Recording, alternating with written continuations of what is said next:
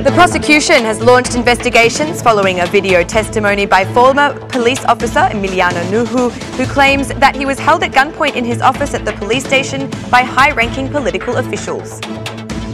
Albania and Macedonia kicked off a tour of meetings in Brussels with the aim of creating a better understanding for the EU's screening process. This is the first of a series of meetings to be held with the EC. George Kastriotski and the Bur will live on in leisure thanks to a plan to erect a statue in the town centre at the square named after the national hero.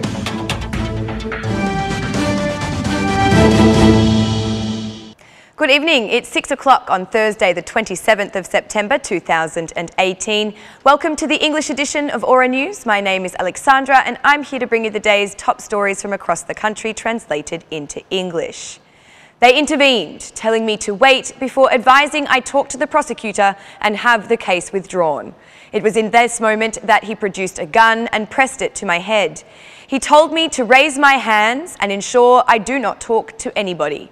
He said, "These events must remain a secret within these office walls, or I will kill you." These were the statements by former Deputy Police Chief of Kuria, Emiliano Nuhu, during a recorded video interview.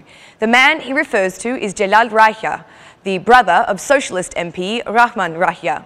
The event supposedly took place in the presence of the siblings, as well as the SP MP Tauland Bala and Mayor of Kuria, Artur Bushi.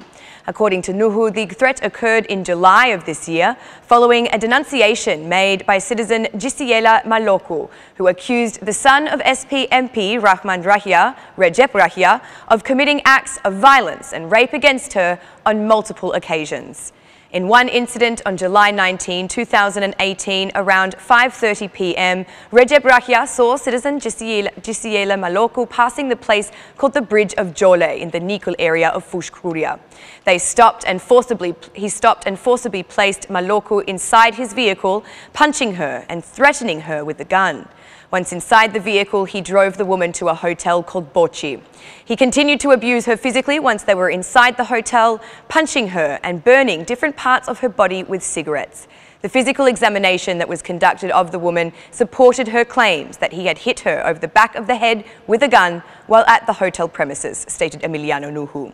According to Nuhu, threats were made against him in order to prevent this case from coming to light. He added that he had denounced the threat made against him also. However, after he received no support from the relevant authorities, he left the country, taking his family with him. There are many institutions, but no institution responded. There was no response from the General Director and no response from the Minister about the threat made against my life. The Democratic Party took the opportunity to use this case as a reference link between the government and its ties with the criminal underworld.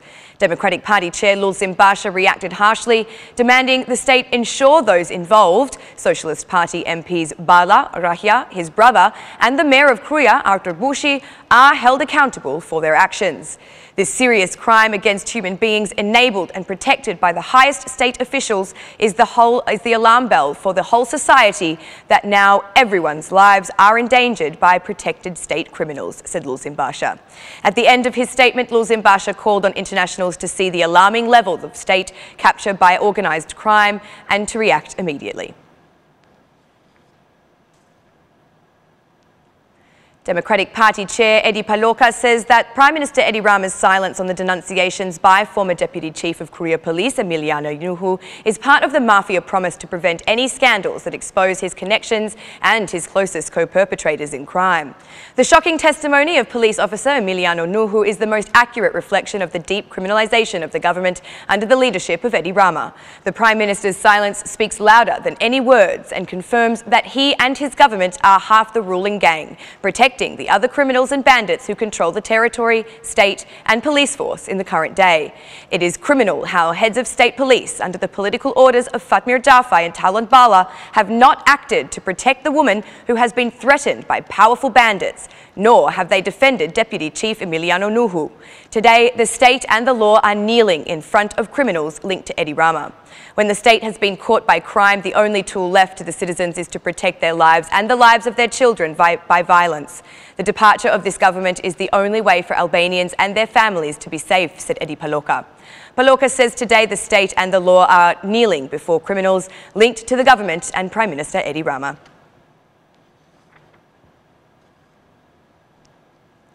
SP MP Talont Bala has reacted to yesterday's published accusations made by former Deputy Chief of Korea Police Emiliano Nuhu, who claims he was threatened at gunpoint on police premises in the presence of a number of high-ranking political officials. Bala, the chair of the Socialist Party's parliamentary group, has filed a penal complaint of his own on the matter.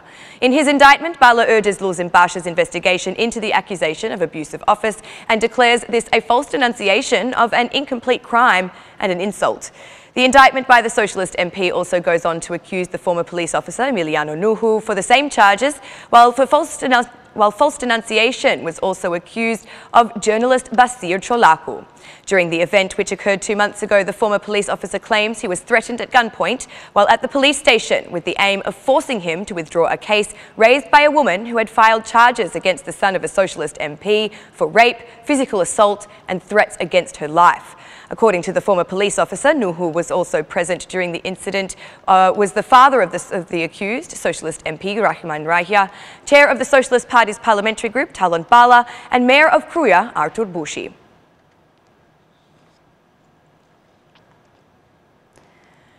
A meeting organised to further explain the screening process of the European Union with Albania and Macedonia has begun in Brussels.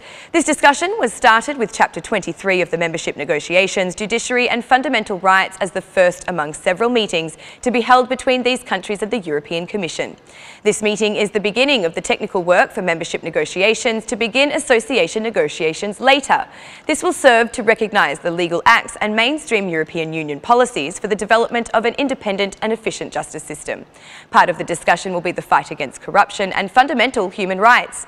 Part of the Albanian delegation included Minister of Justice Atilda Jonaj, representatives from the Foreign Ministry, the Albanian Parliament, the Interior Ministry, the General Prosecution Office, the People's Lawyer, the High Council of Justice and the CEC.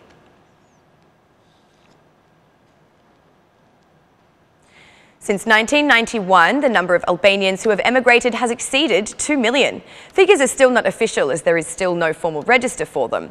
Because of the high level of informality around emigration, the problem is further compounded for children of Albanian descent born abroad, as their lack of registration makes providing documentation difficult.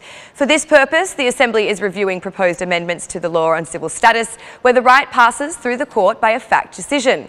For this purpose, a special committee has been convened in the presidency of the Assembly. We have tried to expand the jurisdiction of Albanian courts for the registration of children who have incorrect documents. That means establishing the fact of the birth of an undocumented child is solved. If this jurisdiction of the Albanian courts extended to children born in Albania and abroad, the way it is formulated will remove any suspicion, said the expert. According to the Speaker of the Assembly, this amendment gives a final solution to the problem. For a major problem, such as the issue of not registering a significant number of children, we concluded that this required a legal solution. During this period, we worked on implementing the actions arising from those conferences that had been achieved by the studies. The experts worked and reached a draft law for a legal solution to this issue, said Gramos Rucci. The president of the Organisation for the Protection of Human Rights demanded a change to the penal code. At the Assembly doors is a legal initiative seeking to protect children from sexual violence, and it requires changes to the penal code. I'm sorry to say that there is no official answer as to why children are not protected from online sexual violence, said Altin Hazizai. Due to the lack of a register for Albanian emigrants, the exact number of children born abroad is unknown. However, after reviewing the draft in parliamentary committees, the draft law will pass for a vote.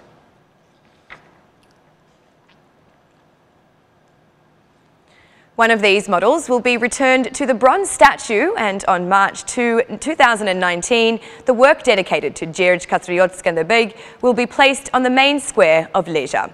About 20 artists from Albania and the diaspora have responded to the call of the municipality of Leja for the statue that will perpetuate our national hero on the square bearing his name. They presented the first proposals in front of a jury raised specifically on this case, which is expected to announce the winning model after 10 days.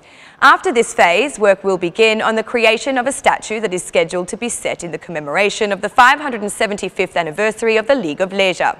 The initiative comes within the activities for Skanderbeg's nationwide year and the celebration of the 550th anniversary of the death of the national hero.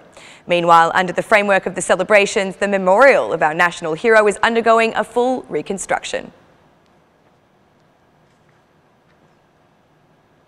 And that's the news across the country today. Thank you for watching our English edition this evening, and be sure to join me again every Monday to Saturday at 6 p.m. for the latest news from Albania. Once again, on behalf of Aura News, thank you and good night.